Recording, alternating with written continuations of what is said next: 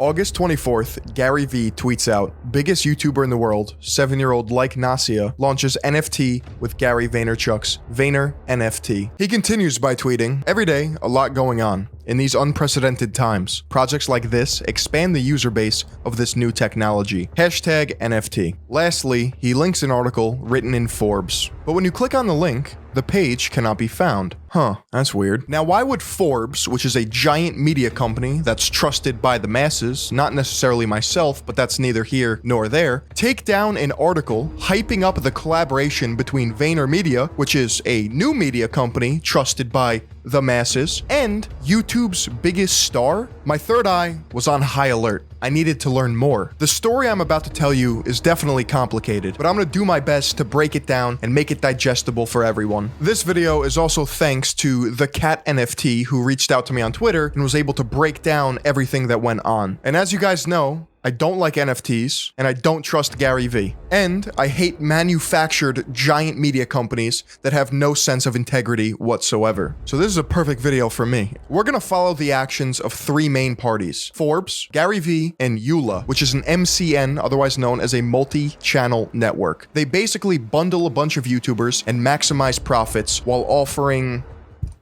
I still don't really know to this day. At this point, I assume you know who Gary V is, and I know that you know what Forbes is. However, you probably don't know or never heard of EULA. EULA manages Nasia and her entire YouTube empire. Like Nasia, or just Nasia, is an 8-year-old YouTube prodigy who amassed over 88 million subscribers. I don't know if I'm gonna show any videos or pictures because YouTube is really weird when it comes to children's content, and I cannot risk comments being turned off on this video. The 88 million subscribers, that's just on her main channel, by the way. She has over 10 of them, 8 of which have over 10 million subscribers alone. This is an absolute goldmine. She also ranked number 6 out of 10 on the highest paid YouTubers of 2021. Don't worry, we're gonna get into the ethics of children actually being too young to work for their parents at the end of this video, because I think it's very important, often overlooked, and highly dystopian. Here's why you should care about this story. Number 1, this project was promoted by giant media conglomerates, more specifically Forbes and VaynerMedia. Number 2, this project was directly shilled by Gary V on Twitter, on his main account, and on VaynerMedia. Also to his inner circle of NFT holders known as V-Friends in his Discord. And number 3, this project was seemingly abandoned. And the people who bought into this project are now holding worthless pictures of Nasia. In my opinion, what's going on here is a long-term rug pull. The NFTs were first minted, the secondary market flopped, and now there's no promise of any sort of roadmap, any sort of direction by any of the creators of this project, and radio silence by Gary V, along with a downright shady relationship between EULA and Forbes. Now let's talk about the project itself. There's two main parts here: letters and utilities. Letters in this case are your basic NFT JPEG files, spelling out Nasia. You can either buy an N, an A, an S, a T, a Y, or an A. Bitsky, the hosting platform for this entire project, announced that holders of all 6 original letters would qualify for a 7th limited edition Nasia token. Except that promise went right out the window because there was a change in their terms of service. Originally, it was anyone who held all 6 letters, therefore traders, could qualify for the specialty token. It was changed to only people who minted the original 6 qualified, which meant anyone who jumped into this project in the secondary market no longer could get the specialty token, which is a major red flag. You can't just retroactively change the terms of services when it's convenient. People in Gary V's Discord server were pissed.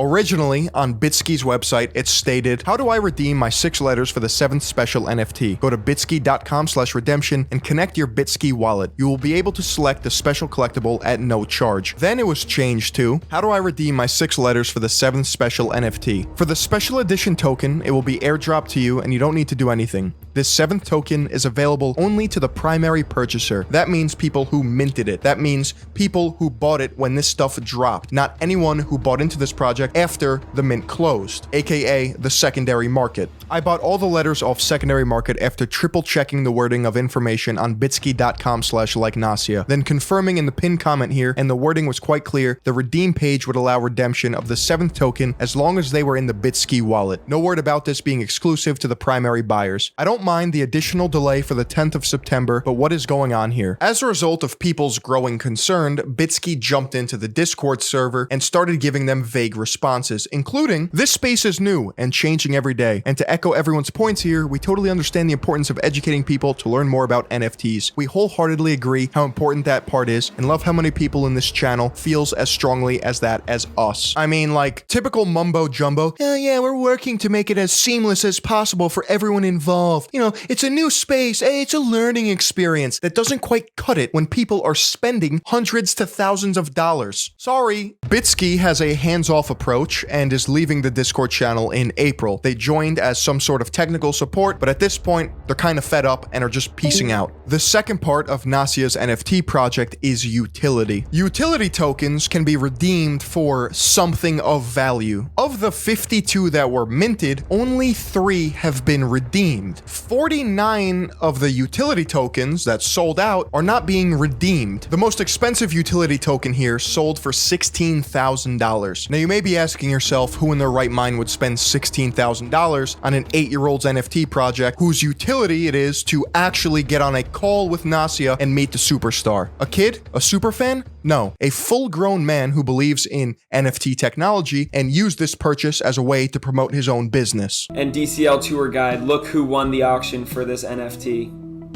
The Decentraland report has made a serious investment here. Having 49 utility tokens not redeemed tells me one thing. The target audience for this project is not being reached. Literally, 49 people who spent hundreds to thousands of dollars on these tokens have not cashed them in because I don't think they want and or need a hello from an 8-year-old on Instagram, Twitter, or YouTube. I don't know about you guys, but that is just a look that I would not want. The real target audience for this project are kids, more specifically, parents buying the NFTs for their children, except it was not promoted at all on any of Nasia's social media pages, except for one Instagram post linking the Forbes article. Now you may be thinking, why wouldn't Nasia promote to her hundreds of millions of fans an NFT project? And that's an excellent question.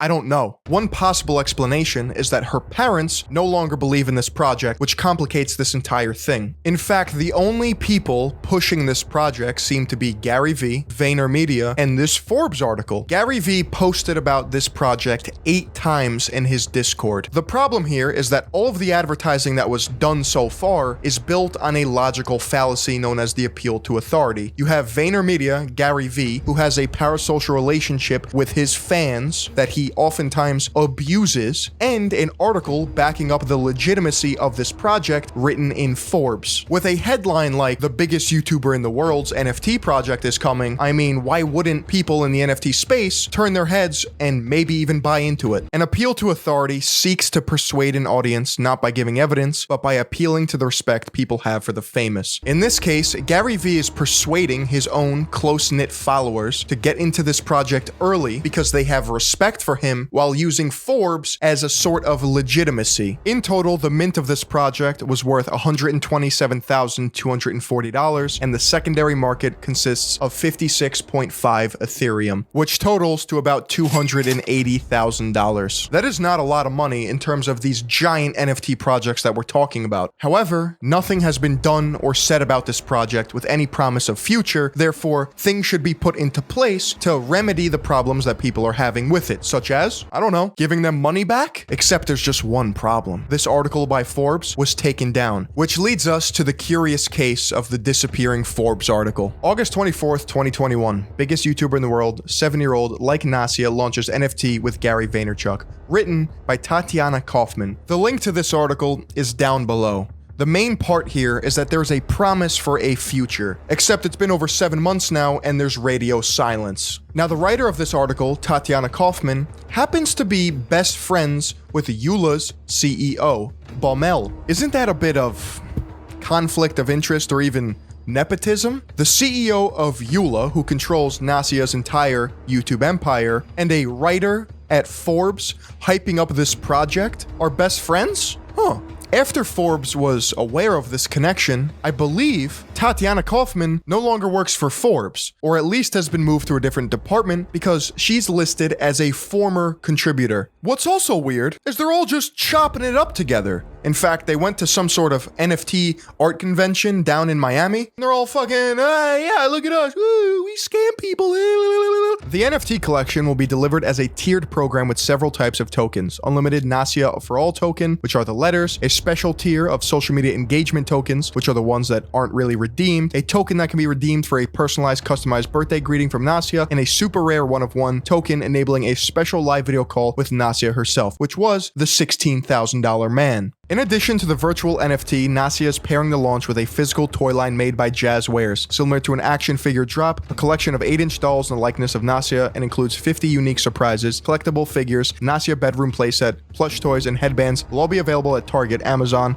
Walmart, and Claire's. NFT holders will also receive a signed box of Nasia's toys, adding additional utility to the virtual product. A portion of the revenues will be donated to the Cerebral Palsy Foundation. Yeah, all that about toys being present is not a thing. So that's a, lie. At the end of the day, Gary Vee is just going to say that 98% of NFT projects fail. You gotta do your due diligence and your research. Everything has a risk, not financial advice, except you're the one shilling everything and you always deflect any sort of responsibility. And quite honestly, I think people are fed up with it. I also hope that this video demonstrates the nepotism and favors that people give each other in big media. Similar to politics, media is especially corrupt and it's full of favors for each other. And guess what?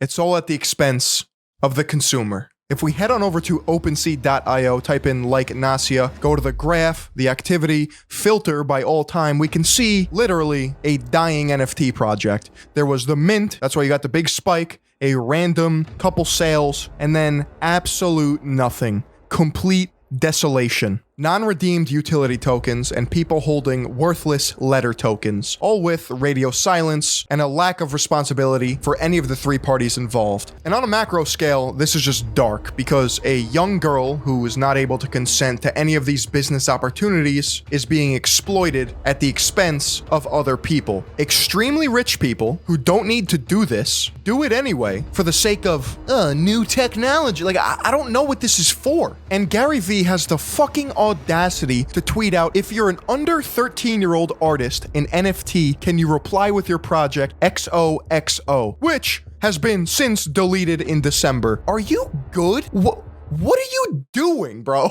All this talk about NFTs and imaginary things that don't actually exist has me exhausted and quite honestly hungry, which is why today's video is sponsored by Magic Spoon. Magic Spoon is the cereal that is too good to be true. And as a kid, I loved cereal. And as an adult, I still love cereal, except you gotta be a little bit wary of the nutritional information because things start to slow down a bit if you're not as active. Magic Spoon has 0 grams of sugar, 13 to 14 grams of protein, and only 4 net grams of carbs in each serving. It's also only 140 calories per serving. Magic Spoon is a keto-friendly, low-carb cereal that is also soy, grain, and gluten-free. And I'm also super excited to announce that Magic Spoon has new limited edition cereal bars. Right now I'm holding cocoa peanut butter and cookies and cream. Every bar has 10 grams of protein, 1 gram of sugar, and only 4 grams of net carbs. Right now I'm training for a half marathon, putting in those miles, and my God,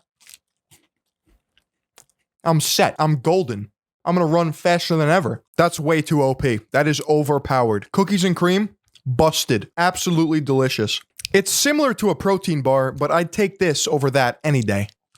Magic Spoon cereal bars are available anytime after February 24th until supplies last. Magic Spoon is really excited about their limited edition cereal bars, so while you're shopping for your favorite cereal boxes at Magic Spoon, be sure to get some of these bars as well while supplies last. You guys can use code Philion at checkout to receive $5 off your order, and Magic Spoon is so confident in their product, they have a 100% happiness guarantee. For whatever reason, if you don't like it, you will get a full refund. So click the link down below, head on over to magicspoon.com/Philion and try out some of their cereal bars while supplies last. Use code Philion at checkout, receive $5 off. And for my Canadian and British fans out there, Magic Spoon is now shipping to the UK and Canada. Massive thank you to Magic Spoon for sponsoring this video.